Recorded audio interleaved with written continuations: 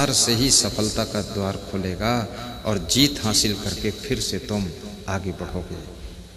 हारने का अर्थ ये नहीं कि तुम बेकार हो गए, फेल होने का अर्थ नहीं कि तुम किसी काम के नहीं रह गए। बिजनेस में तुम नुकसान उठा गए हो, बस एक काम होना चाहिए, अगर बिजनेस में तुम्हारी हार हुई है तो आपकी पत्नी, आपके बेटे आपके मनोबल को बढ़ाने वाले शब्द बोलते रहें, आपको ठेस मत मारें, वो इतनी हिम्मत दे दें कि कोई बात नहीं, सब हो जाएगा, तुम ठीक से भोजन करो, प्रेम से सो जाओ, ये सब काम बनेगा। उनके ये दो शब्द आपको पुनः सफलता की ओर ले जाएंगे। जिस घर में स्त्रियां, भाई, बेटे, बहुएं घर मालिक को कोसने लग जाते हैं, दोष देने लग जाते हैं, हर तरफ से धक्का मुक्का होने लग जाता है और ठेसदार शब्द सुनने को मिलने लग जाते हैं, तो घर मालिक का मनोबल टूट जाता है। बाहर की हार हार नहीं थी, ये घर से अब हार शुरू होने वाली है। इसलिए घर वालों को हमेशा घर मालिक का मनोबल बढ़ाना चाहिए ताकि बाहर की हार को सफलता के द्वार में बदला जा सके।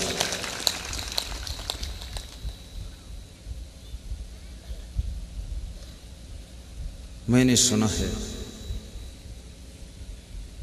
कि जब महाभारत का युद्ध चल रहा था,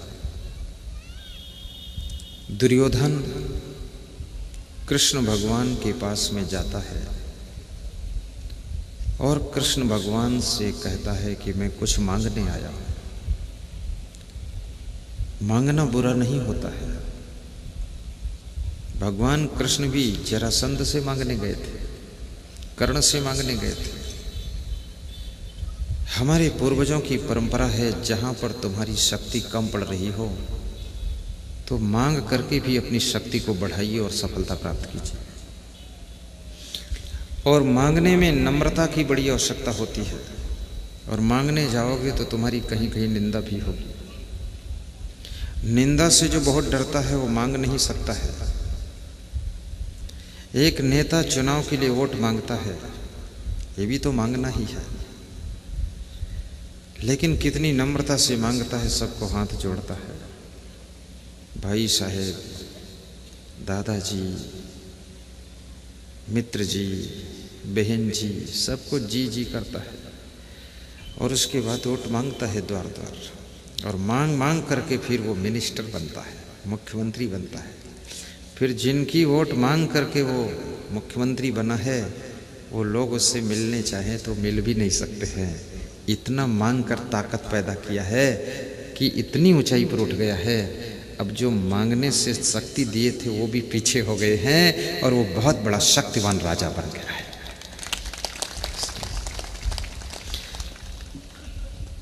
और कोई बहुत बड़ा समागम हो, उसके लिए दिल खोल करके सहयोग मांगिए।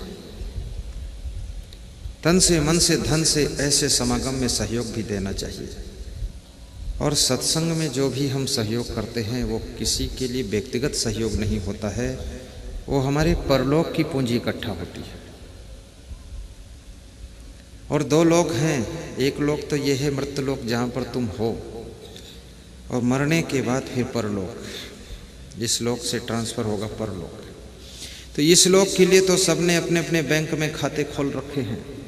किसी के 10 लाख जमा हैं, किसी के 10 करोड़ जमा हैं, किसी के और ज़्यादा भी जमा हैं, किसी के तो इतने जमा हैं कि यहाँ के बैंक में जगह नहीं तो विदेश की बैंक में जमा है, और किसी के पास तो इतने जमा हैं कि उनकी ज़िंदगी भर वो खर्च होंगे ही नहीं, तो बेटों की ज़िंदगी के लिए जमा है, 7 पीढ़ियों के लिए जमा है, क्योंकि उनको भरोसा है कि मेरे 7 पीढ़ी में कोढ़ी ही पैदा होंगे, कुछ नहीं कर पाएंगे, कोढ़ियों के लिए जमा करके रख दो, तो रख दिया है।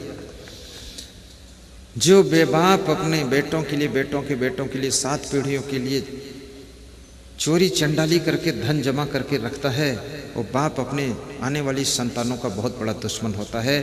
याद रखना, अपने बेटों को धन की आवश्यकता नहीं है, आपके बेटों को अच्छे संस्कार, अच्छी शिक्षा की आवश्यकता है। उनको इस योग्य बना दीजिए कि आपसे अच्छा जिंदगी वो जी सकेंगे।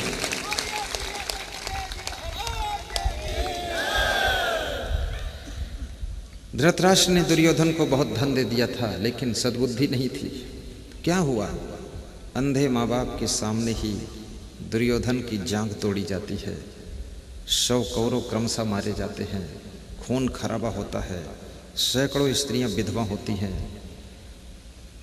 छोटे छोटे बच्चे भी मारे जाते हैं, क्योंकि आपने अपने बेटे को पद तो दिया है, धन दिया है, राज्य दिया है, लेकिन इस मूर्ख को सद्बुद्धि नहीं दिया है। तो इसके पास में न संतोष है, न विवेक है, न सहनशीलता है, क्रोध और अहंकार भरा हुआ है। जहाँ देखो वहीं भिड़ जाता है जाकर के। आदमी कितना ही बलवान हो, धनवान हो, लेकिन याद रखना बहुत बुद्धिमान हो, बहुत शक्तिवान हो, लेकिन जो हर जगह भिड़ेगा उसका विनाश होना ही होना है। नम्र चाल में चलने वाला व्यक्ति, नम्रता का श्रृंगार करने वाला व्यक्ति, सबको नमन और नमस्कार करने वाला व्यक्ति हर जगह सफलता भी पाता है, सम्मान भी पाता है, सुरक्षित भी रहता है। इसलिए सबसे पहले तो झुकना सीखो, अपने बच्चों को भी झुकना सिखाओ, अकड़ूबाज उनको मत बनाओ, क्योंकि आप जब झुकोगे तभी अगला झुकेगा। तुम नहीं झुकोगे तो अगला भी झुक नहीं सकता है। एक सज्जन मुझसे कह रहे थे कि मैं बड़ा विनम्र आदमी हूँ, सबको हाथ जोड़ देता हूँ। तो हमने कहा बड़ी अच्छी बात है। तो बोले कि जब कोई ऐंठ दिखाता है तो गुरुदेव फिर थोड़ा हम भी दिखा देते हैं।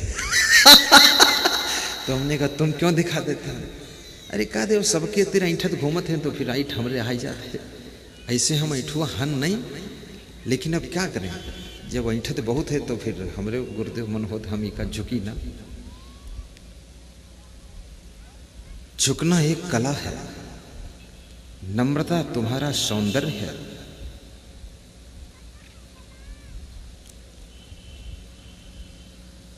चरण छूने में भी बहुत फायदे छिपे हुए हैं। सबसे पहले अपने माता पिता के पैर छुओ। इसमें ऐसे कितने लोग हैं जो रोज अपने माता पिता के पैर छूते हैं? जरा हाथ ऊंचा करो, झूठ मत उठाना, नीचे करो। ऐसे कितने लोग हैं जो रोज भैंस का गोबर उठाते हैं? हाथ ऊंचा करो। जानवरों का गोबर, वेरी गुड। अब उठाते हैं पर शर्म लग रही है। याद रखना, गुरु के पैर रोज छूना चाहिए।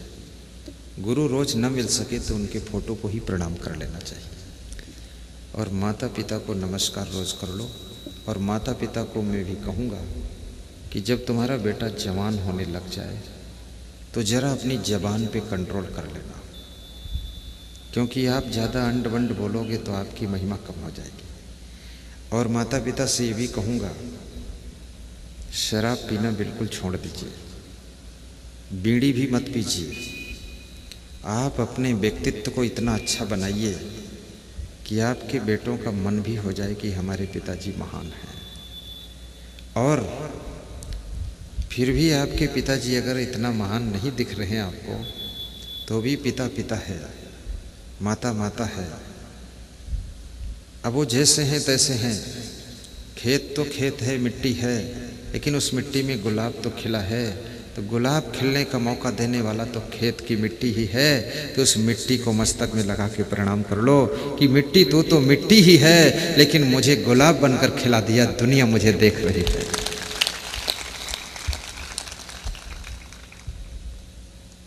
तुम्हारा गुरु साधारण हो, लेकिन उसने ज्ञान तो दिया है आपको। ये मत सोचना मैं एमए हूँ, पोस्ट ग्रेजुएट हूँ, डीलिट हूँ, पीएचडी हूँ, बड़ा फिट हूँ और अपने गुरु से तो बहुत आगे हूँ, मेरा गुरु कुछ नहीं है। ये सब फालतू बात है। गुरु स्कूल की शिक्षा भले न पाया हो, याद रखना मूर्तिकार तो स्वयं मूर्तिकार ही होता है, लेकिन जिस मिट्टी को छू लेता है उसको गणेश, दुर्गा और हनुमान में बदल देता है। इसलिए मूर्तिकार की महिमा होती है। मूर्तिकार को धन्यवाद है, नहीं तो उसका घड़ा मटका कुल्हड़ भी तो बना सकता था, लेकिन उसने क्या बना दिया? उसने गणेश जी की मूर्ति बना दिया। वो मिट्टी की पूजा शुरू हो गई। आपके गुरु को धन्यवाद है जो आपकी मिट्टी के पुतले में उन्होंने एक महान मूर्ति निकाल दिया, जिससे कि दुनिया में तुम्हारा सम्मान होने लगा। ऐसे गुरु का आदर करना चाहिए। अपने बड़े गुरु भाइयों का भी आदर करो। ये मत सोचो कि मेरे गुरु भाई हैं मैं बराबर हूँ। एक बार वो जो सिलौटी बांट होता है ना, क्या बोलते हैं यहाँ? अरे जिस पर मिर्च मसाला पीसा जाता है, सिलवट्टा।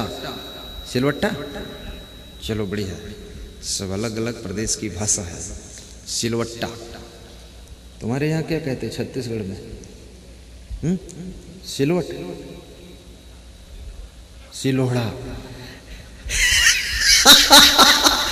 तुम्हारे मध्य प्रदेश में क्या कहते हैं? इमाम दस्ता। चलो अच्छा है, वो तो अलग ही लेगे।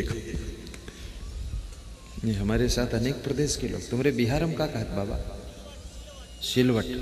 बस ठीक है, सिलवट, सिलवट्टा, सिलौटी, सिलोड़ा, जो भी हो, तो वो पत्थर का होता है। और हिंदू समाज के लोग जिनको शंकर भगवान मानते हैं वो भी पत्थर के होते हैं। जो भी उनको पत्थर अच्छा दिखा उसको सड़क से उठा लाए। हालांकि सड़क बनने के लिए पत्थर आया था, लेकिन उन्होंने उनको भगवान बना दिया। ये बहुत बड़ी बात हो। पत्थर भी खुश है कि चलो अच्छा हुआ जो फोड़े नहीं गए। वहाँ पहुँच गए मंदिर में, अब पुष्प, दूध और चावल चढ़ रहे हैं। पत्थर का सौभाग्य है। तो जिस पत्थर को शिव भगवान मानकर मंदिर में रखा जाता है और जिस सिलवट्टा पर मिर्च मसाला पीसा जाता है वो भी पत्थर का ही है। तो एक बार सिलवट्टा ने शंकर जी से कहा जाकर कि तुमसे हम कोई छोटे थोड़े हैं, और तुम ये मंदिर में बैठे हो तो फूल पत्ती चढ़ते हैं, और हम बैठ जाते हैं तुमसे पहले तो हमारे नंबर लग जाते। तो सिलवट्टा हंस हंस कर करे बड़ाई और क्या कहता है? हम हूं शंभो नाथ के भाई। हम भी शंकर जी के भाई हैं, ये कह रहा हूं। लेकिन भाई भाई में अंतर है, आदमी आदमी में अंतर है। कोई हीरा है तो कोई कंकर है, आदमी आदमी में अंतर है।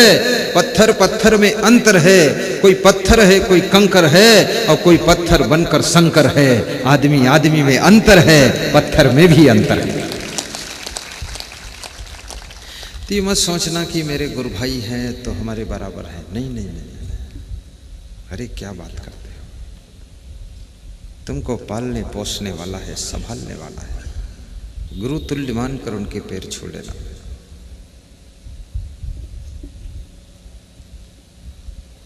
दोनों पत्थर हैं लेकिन दोनों में अंतर हो गया है।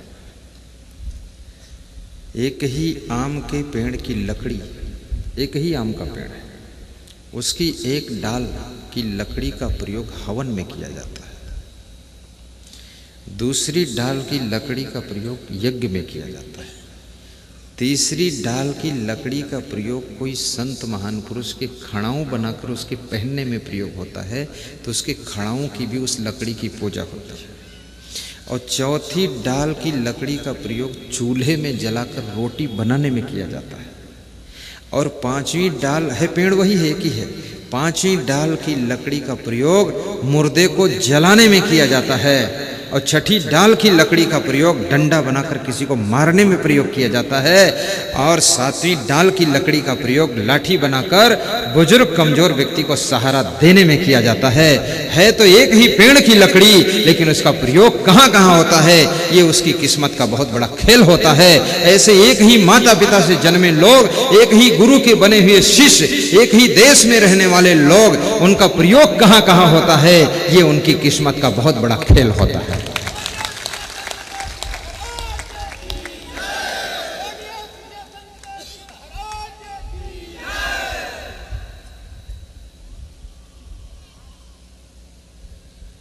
एक ही माता पिता की संतान कोई चोर बनती है, कोई पुलिस अफसर बनती है, तीसरी संतान पुजारी बनती है, चौथी संत बनती है, पांचवी संतान मिनिस्टर विधायक बनती है, और छठी संतान मूर्ख बनकर घूम रही है। माता पिता तो एक ही है, किस्मत अपनी अपनी अलग अलग है। समय को पहचानिए, तो मैं आपको बता रहा था कि ब्रह्मा जी ने बैल को भी 25 साल की उम्र दिया। यही कहानी थी ना। 100 साल में बंटवारा करना था। तो ब्रह्मा जी ने लास्ट में तीसरे नंबर पर कुत्ते को बुलाया और कुत्ते से कहा कि तुझे कितनी उम्र चाहिए। तो उसने कहा जितनी दे दो आप। बोले तुझे भी 25 साल की, मैं भेदभाव नहीं करूँगा। कुत्ता 25 साल की उम्र का पाकर बहुत पूँछ हिलाया और कूँ कूँ किया और ब्रह्मा जी के पैर चूम लिए कि धन्य हो ब्रह्मा जी, आदमी के बराबर उम्र हो गई, अब क्या इनसे कम थोड़े हम। वो भी लाइन में बैठ गया। आदमी मन में सोच रहा है कि ब्रह्मा जी भी बहुत मूर्ख है, कुतवक बराबर हमका उम्र देश है, हमारे पूरा क्वालिटी गिरा देश है। अब उसके अंदर गुस्सा रही थी कि दांव मिले तो ब्रह्मा के गला दबाई दी, का करेगा। ये कोई न्याय करे तरीका है? सब धान 22.5 पसेरी में थोड़ी दिक्कत है। टमाटर के रेट में अंतर होता है। ये तो सब एक ही रेट में कर दिन मामला। लेकिन चुप रहा। आदमी बहुत हद तक गम खा सकता है। आदमी जितनी गम खा सकता है इतनी जानवर भी गम नहीं खा सकता है। आदमी के पास सहने की इतनी सामर्थ्य है कि कितना दुख हो सब सह सकता है। बहुत बड़ा इसके पास दिल है। चौथे नंबर पर चिड़ियों में उल्लू को बुलाया और उल्लू से कहा कि तुम्हें 2 वरदान हैं। एक तो लक्ष्मी के वाहन बनोगे, तुम्हारे ऊपर लक्ष्मी जी बैठकर चलेंगे। तो उल्लू बड़ा खुश हुआ। इसलिए लक्ष्मी जिसके पास में ज़्यादा आती है तो धीरे धीरे उसकी बुद्धि उल्लू हो जाती है, क्योंकि लक्ष्मी उल्लू पर बैठत ज़्यादा है। अगर वो सावधान है, सत्संग से जुड़ गया, अच्छे विचार संस्कार प्राप्त कर लिया तो उल्लू होने से बच जाएगा। नहीं तो उल्लूपन में जिंदगी बीत जाएगी, उल्लड़ पुल्लड़ काम करता रहेगा। उल्लू से कहा ब्रह्मा ने तुमको भी 25 साल ही दे देता हूँ, भेदभाव नहीं करूँगा। उल्लू ने कुछ बोला नहीं, लेकिन मोड़ हिलाया कि ठीक है। आदमी सोचा कि उधर से उम्र लेकर इधर आओ, सबको ठीक करूँगा मैं। आदमी एक ऐसा है जो सबको ठीक कर देता है, खुद को ठीक नहीं करता। तो बैल के पास गया आदमी, बोला तुम 25 साल उम्र पाए हो, आखिर रहोगे किसके द्वार पर? हमारे यहाँ ही रहोगे। तो तुमका इतना मारी डंडन भूखे प्यासन मार देना। तो बैल बोला भाई मारे ना का करे बताओ। कल अपनी उम्र हमका दो और जितने दिन पहले जीत रहो उतने जियो, फादिल काम ना करे। तो बैल डर गया, बोला हमारी उम्र ले लो। तो 25 साल बैल से ले लिया। फिर कुत्ता के पास गया, कल रोटी तुम हमारी खाओगे, द्वार पर बैठोगे। तो 25 साल उम्र लेकर ऐंठ दिखाते हमारे बराबर, अपनी उम्र दे दो तो रोटी का टुकड़ा दूंगा, नहीं मार के डंडस भगा दूंगा। तो कुत्ता डराई गया, बोला कि भाई सब उम्र ले लो लेकिन मारो ना, रोटी दे दियो। बोले ठीक है। उल्लू के पास गया, बोले आखिर तुम भी हमारी छत की मुंडेरी पर बैठोगे, हमारे पेड़ पर बैठोगे, तुरंत पत्थर मारकर भगा दूंगा, बैठने ही नहीं दूंगा तुमको, इसलिए अपनी उम्र दे दो हमको। तो उल्लू बोला चलो तुम ही ले लो।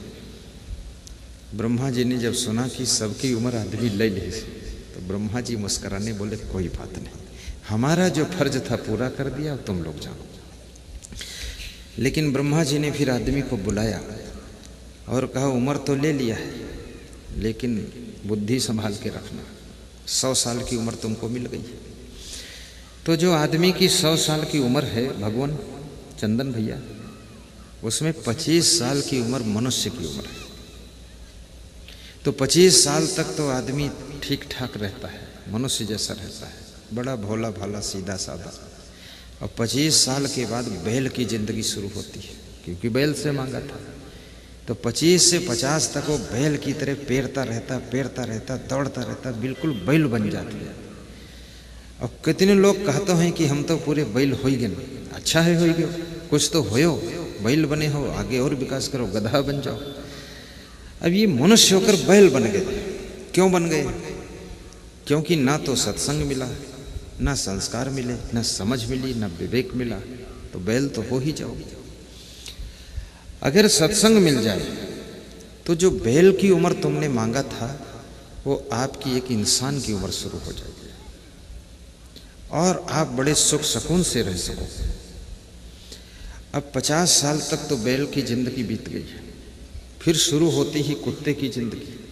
जो कुत्ते से उम्र मांगा था, तो 50 साल की उम्र के बाद जैसे कुत्ता द्वार पर बैठता है ना, पूंछ हिलाता रहता है, कूं कूं करता रहता है, तो रोटी टुकड़ा पा जाता है। अब 50 साल से लेकर 25 तक यानी 75 तक कुत्ते की उम्र शुरू होती, कुत्ते की जिंदगी। बुढ़ापा आ गया तब द्वार पर बैठे रहो और पूंछ हिलाते रहो, सबका हालचाल पूछते रहो तो रोटी मिल जाती है। और जिस रोज सबको न पूछो कि बहू कैसी, पोता कैसा, भैया कैसे, उसी रोज मामला खतरे में है। तो पूंछ हिलाने का मतलब सबको पूछते रहना, तो वो कुत्ते की जिंदगी, भौंकते रहो, पूछते रहो। लेकिन अगर वो व्यक्ति भक्ति से जुड़ गया, साधना से जुड़ गया, तो जो कुत्ते से उम्र मांगा था वो देवताओं की जिंदगी बन जाएगी, फिर देव जिंदगी तुम्हारी शुरू हो जाएगी। अब 75 के बाद उल्लू की जिंदगी शुरू होती है, क्योंकि उल्लू से उम्र मांगा था। तो 75 साल की उम्र के बाद आदमी जैसे उल्लू बैठता है दीवार पर और पेड़ पर ऐसे बैठा रहता, देखता रहता है, तो उल्लू की तरह घर में बैठा देखता रहता सबको, कौन कहाँ जा रहा, क्या कर रहा। अगर उल्लू बोल दिया तो तुरंत पत्थर मारकर भगाया जाता है, और अगर नहीं बोला तो बैठा रहता है, कोई छेड़ता नहीं। तो 75 से 100 तक उल्लू की उम्र है। इसमें अगर तुमने घर में कुछ बोल दिया तो घर से भगा दिए जाओगे, फिर वृद्धाश्रम जाओ कहीं, फिर घर में ठिकाना नहीं। और बस उल्लू की तरह बैठ कर देखते रहो, टुकुर टुकुर, कुछ बोलो मत, तब तो गुजारा हो जाएगा। ये उल्लू की जिंदगी है। लेकिन इस उल्लू की उम्र को जो तुमने मांग लिया था, अगर इसमें तुम तपस्या करना शुरू कर दो, भक्ति में डूब जाओ, आत्मज्ञान प्राप्त कर लो, तो उल्लू की जिंदगी, याद रखना, ये जिंदगी ऋषि मुनियों की जिंदगी हो जाएगी, तपस्वियों की जिंदगी हो जाएगी, और ऐसी जिंदगी बनेगी कि करोड़ों की जिंदगी को तुम धन्य बना दोगे और अपने को सुखी कर लो। लेकिन ये मनुष्य बहुत मोह में डूबा हुआ है।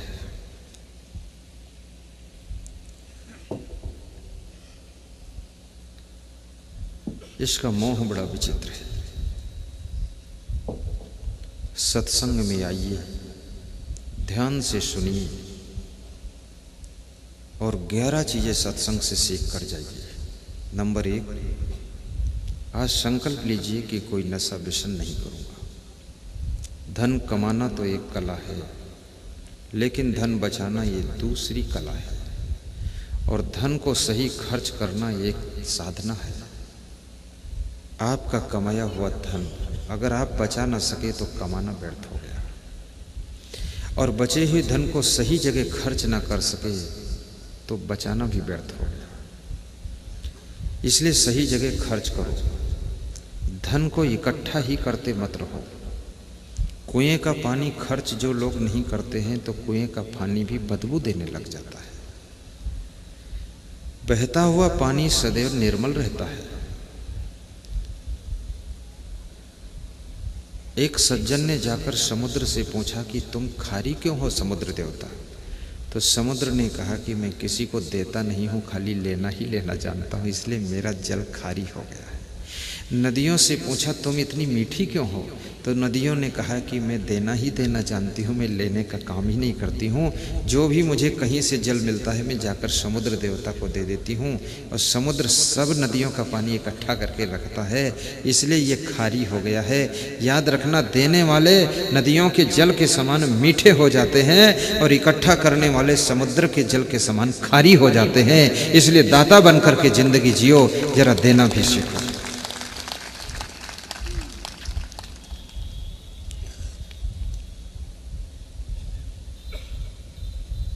नंबर 2, मांस, मछली, अंडा, मुर्गा, बकरा, भैंसा, गाय, ऊंट, बैल यानी मांसाहार छोड़ शाकाहारी बनो, पवित्र जीवन जियो, दयालु दिल के बनो, रहम वाले बनो। रहम है जिसके दिल अंदर रहमान वहीं पर रहता है, रहम न जिसके दिल अंदर शैतान वहीं पर रहता है।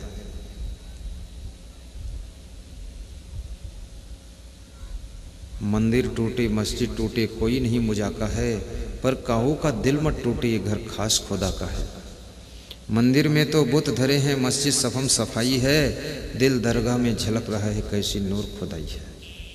आदमी मंदिर खड़ा करता है, आदमी मस्जिद खड़ा करता है, उसके बाद दूसरा आदमी उसको तोड़ देता है, झगड़ा करता है।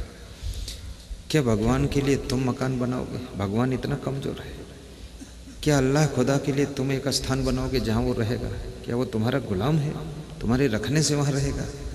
अल्लाह और खुदा, भगवान और मालिक, ये कहीं बिल्डिंग के अंदर रहने वाले नहीं हैं। इनके रहने का स्थान तुम्हारे खुद के अंदर है, दिल के अंदर है, आपके हृदय के अंदर है। भगवान तो सबके अंदर रहता है, वो कहीं मंदिर मस्जिद में नहीं रहता। लेकिन ये मंदिर मस्जिद गुरुद्वारा का इंतजाम क्यों किया गया? क्योंकि हर व्यक्ति को आत्मज्ञान होना कठिन है, इसलिए प्रतीक चिन्ह बना दिए गए कि यहाँ आकर कम से कम कुछ समझो। और तीसरी चीज मैं आपसे कहूँगा, आपका जो परिवार है उस परिवार के बीच में प्रेम से रहना, गम खाकर रहना, समता से रहना, छोटे बनकर रह लेना, अकड़ मत दिखाना, आपको बहुत सुख मिलेगा। चौथी चीज,